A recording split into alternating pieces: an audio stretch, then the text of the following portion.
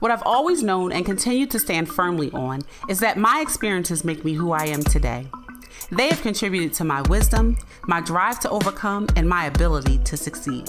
Even when I don't always get it right, every new day I'm blessed to see is another opportunity to do the work to embrace my journey to become amazing on purpose. Believing that I am amazing on purpose means that I don't live my life with apology, nor do I have the need to confirm or minimize who I am to please others. I have learned to recognize and own who I am, good, bad, flawed, and all. However, there are still times when I look in the mirror and I have an instant flashback to, I hate her. I hate when she shows up because she ruins everything. Just when I think I have it all under control, here she comes messing up a good time. She is that homely, insecure little girl that never thought she was good enough. No matter how she dressed up or learned to cover herself in makeup to mask her pain, no matter how much you compliment her or tell her she's beautiful, she does not think she's pretty or worthy of such compliments. She is the reason I tend to hold myself back from true confidence or feeling a true sense of pride over my accomplishments. I really hate her. I've always hated her. I hate that I continue to equate my current feelings and experiences to the characteristics that make up that little girl on the wall. The day when the ugly truth was revealed about my experience is a more vivid memory than the continued sexual abuse I endured at the sick and demented hands of my family member. I spent many years trying to erase the memory of being called downstairs and forced to stand up against the eggshell-colored, dingy wall with my head pointed down at the old grass-colored green carpet. It was right there that my mother demanded that I explain why I did not say something sooner. These demands were followed by clear instructions to never repeat this to anyone, ever. I don't recall how long this interaction lasted, nor do I remember very much about what happened after. I just know that when I was given permission to finally go back upstairs, a huge part of my heart, my dreams, and my self-esteem, all in the shape of an 8-year-old little girl, blended in with the stained wall. So began my hate for both her and the wall.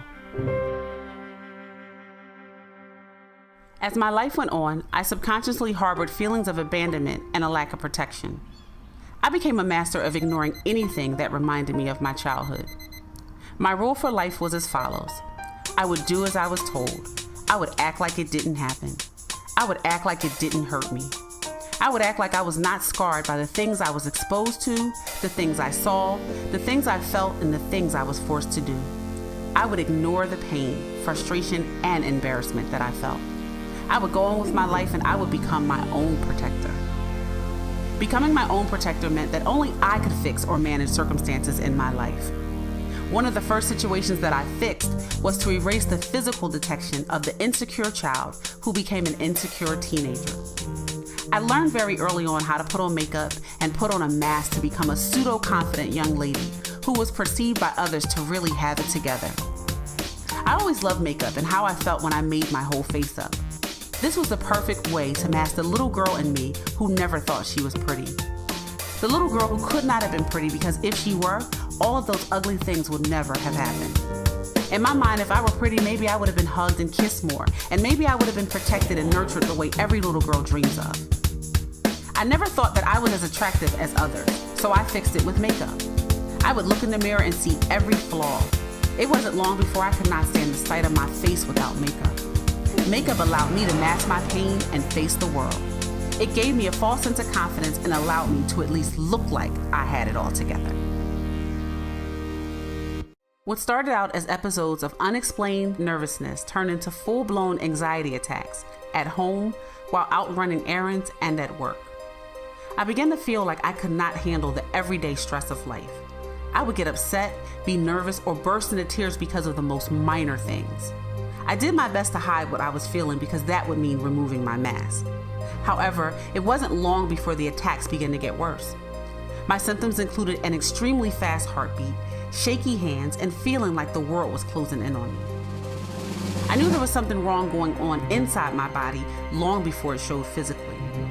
Day in and day out, I felt things changing, but yet I still put on the mask. I had to keep it together. I couldn't bear the thought of having to explain something that I didn't understand. My levels of anxiety were building. Everything made me nervous. My emotions were out of control. The slightest things either angered me or made me cry. I felt weak. I felt lost. I felt like I was losing my mind. I felt sad most of the time, and then the physical pain started. I began to feel achy in different parts of my body and sometimes in every part of my body at the same time. I could not explain why my back, neck, legs, arms, and head hurt for no apparent reason, so I hid it from the people in my life. On the days that the pain was so bad that I couldn't even concentrate or think straight, I hid. I hid until the physical changes and the changes in my personality were so obvious that I could no longer avoid the stares or questions.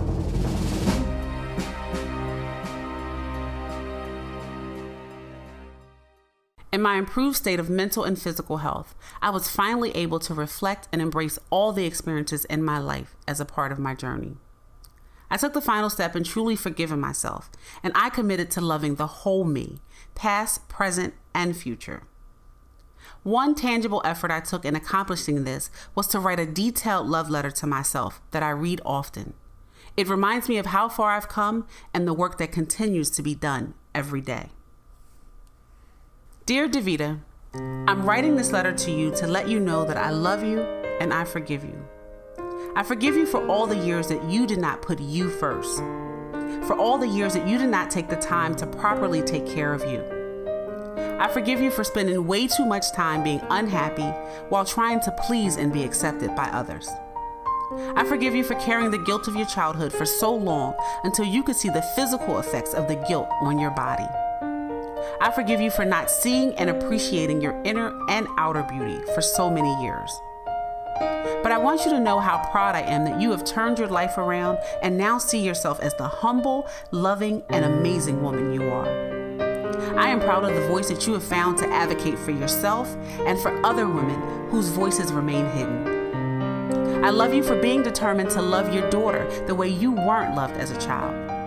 I am proud of the example you've chosen to be for her and God. You are strong, intelligent, loving, thoughtful, productive, motivating, prayerful, and amazing on purpose. Love, DaVita.